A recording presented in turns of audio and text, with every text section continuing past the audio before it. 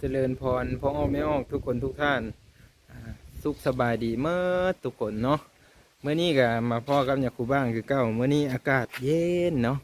เมื่อนี้มีพ้นหนำพ่อแม่ออกฝนตกลินมาจังหน่อยยบเงียบยบเงียบมาเลย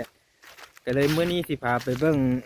วิดีโอเนาะที่ยาคูได้ไปถ่ายมาไว้นะพ่อแม่ออกแต่ก็สิพาพ่อแม่ออกใน FC ของยาคูนี่ไปเบิ่ง เนาะไปเบิ่งนำกันว่าสิเป็นแนวเลยเนาะมันมีอยู่3 งานบ่ได้บอกไม่ออกเลยเนาะไปเนี่ยครูกันไม่ค่อยกำลังพื้นภูอยู่เนาะแต่ยังไม่ทันได้เต็มร้อยก็เลยว่าไม่ได้ถ่ายเนี่ยเอานะลิ้นโทรศัพท์ไปซื้อกันยังเมื่อยแล้วพอไม่ออกเนาะเบิ่งหน้าตาก็จนจ้อยจนอันนี้เฮาเมื่อนี้มีงานทำอิฐแม่นขึ้นเหินเมื่อของไม่ออกอำมาลาพอออกแสงอยู่บ้านตาแล้วเป็นลูกพ่อเท่าคูณเนาะ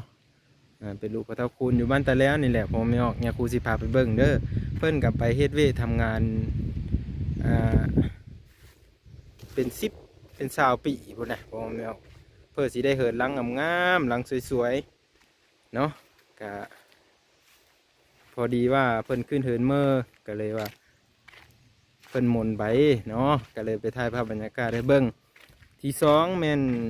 ไปงานศพที่เป็นข่าวอยู่ใน Facebook ว่าเจ้าของห้านเฮือนแพเมืองฟ้าอยู่นำของอยู่สวรรค์นะเพิ่นได้เสียชีวิต2 คนบอกคือว่าเนาะก็เลยได้ไปโมนำยาท่านนั่นแหละยาท่านเพิ่นไปโมไปกินทานน้ำแบบซันเซแล้วก็ที่3ได้กลับมาบ้านตาแล้วอีมาตั้งงานแจกของออกปู่โง่งมานิวงศ์เป็นลูกพระเท่าเขตก็ได้แจกเข้าไปทีเรียบร้อยเนาะไปเบิ่งภาพบรรยากาศนำกันเด้อผมไม่ออกพบเจอหลายๆที่หับสมเบิ่งอันนี้แม่นเป็นภาพบรรยากาศงานขึ้นเหินเมื่อสุดดำนี่จะเป็นพระเท่าขูดเนาะก็ขึ้นเหินลูกสาวเพิ่นนั่นแหละเหินไม่ออกอำมาลาพอออกแสงอยู่บ้านแต่เก่านี้พอไม่ออกก็ทางญาติพี่น้องสาวบ้านใกล้ชิดติดกันก็ได้มาโฮมนะพอไม่ออกมาโฮมงานขึ้นเหินเมื่อเพิ่นเนาะมาสมเสยน้ำเจอเพิ่นนั่นแหละเนาะหรือว่ามาแสดงความยินดีน้ำมีม้อนมีผ้าห่มมีซาดแล้วก็เพิ่นมีการตักบาตรนำได้พอไม่ออกตักบาตรอุทิศส่วนบุญกุศลผู้ที่มีพระคุณเนาะบรรพบุรุษพ่อแม่ผู้น่าตาหนาไอเพื่อนนี่แหละเลยมาเฮ็ดบุญทำทานเมื่อนี้ก็เลยเก็บภาพบรรยากาศเพื่อพ่อไม่ออก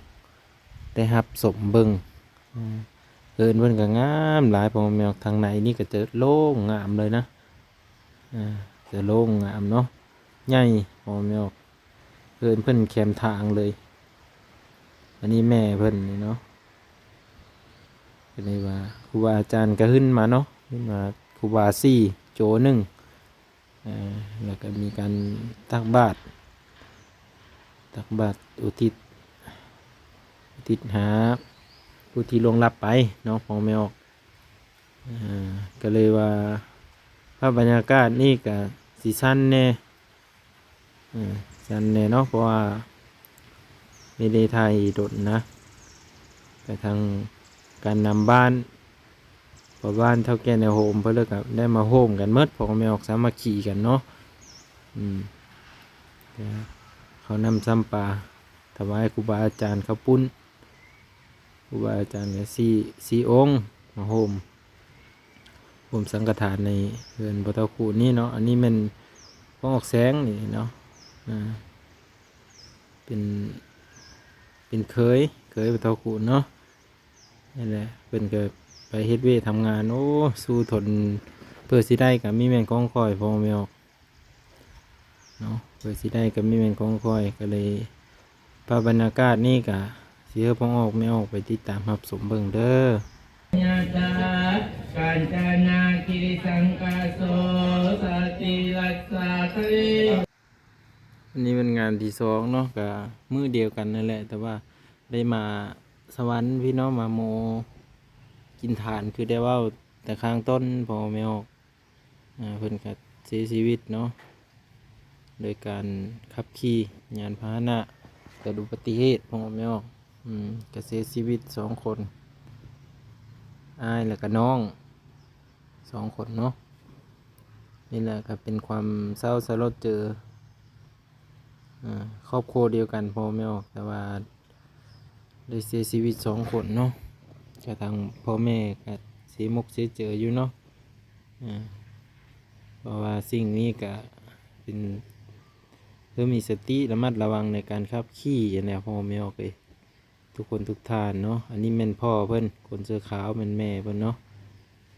ก็ขอให้มีสติระมัดระวังในการขับขี่ไปมาเนาะก็มาต่อกันอยู่ที่บ้านตาแล้วเมอในงานแจกเด้อพ่อไม่ออกนี่เป็นได้มาฮอดงานแจกตักบาตรน้ำเศร้าพ่อไม่ออกอุทิศส่วนบุญกุศลคือกันเนาะงานแจกข้าวครูบาอาจารย์ก็มีอยู่5 องค์สามเณร2ตักบาตรในยามเศร้าเนาะจะมีการไหว้พระหับศีลคือเก้าหั่นแหละวิธีสาวพุทธเฮาได้เฮ็ดได้กระทำโฮมกันมาตั้งแต่โดนแต่นานพุ่นนะก็สำรูสำรานก็ได้สืบต่อเพิ่นก็มีข้าวจี้นำได้โอ้แมวมีข้าวจี้มาคือสันยามเช้าข้าวจี้ทาไข่มาก็สุดยอดเลยแล้วเนาะพอไม่ออกยามหนาวยามหนาวข้าวจี้ทาไข่ทางพ่อใหญ่ศิรวัตรเพิ่นก็นำพาก้าวสื่อเจ้าภาพเจ้ามูลศรัทธาได้เห็ดต้นเห็ดต้นหาผู้ที่ลงรับไปก็คือพ่อปู่งงแล้วก็มีชาวบ้านมาโฮมกันคือเก้าพ่อแมวมาโฮมกันเนาะญาติพี่น้องมาโฮมตักบาตรในยามเช้าตักบาตรอุทิศส่วนบุญกุศลไหว้พระหับศีลคือเก้านี่แหละก็ทางพ่อใหญ่ศิลวัตรเนี่ยนี่ศิลวัตรแล้วก็เท่าแก่แนวโฮมมาได้นี่ก็พ่อใหญ่เขียนเนาะพ่อใหญ่เขียนสมบูรณ์ก็เฮ็ดอยู่เหินเพิ่นเองอันนี้ครับพ่อแม่ออกเลยเฮ็ดอยู่เหินเพิ่นเนาะเพราะว่าบางคนก็เหินน้อยก็ลงเฮ็ดอยู่วัดเนาะถ้าว่าเหินแบบมีคับแคบปะเลยก็เฮ็ดอยู่เหินแบบนี้นะก็มีหลายๆอย่างเนาะก็คือได้ฮู้กันเลยก็ทางยาคูนี่ก็ดีเจอร้ายที่ว่าพ่อไม่ออกครับสมเบิ้งปิดท้ายด้วยข้าวจี้พ่อไม่ออกเนาะขอบเจอที่ติดตามครับสมเบิ้งเด้อบ๊ายบาย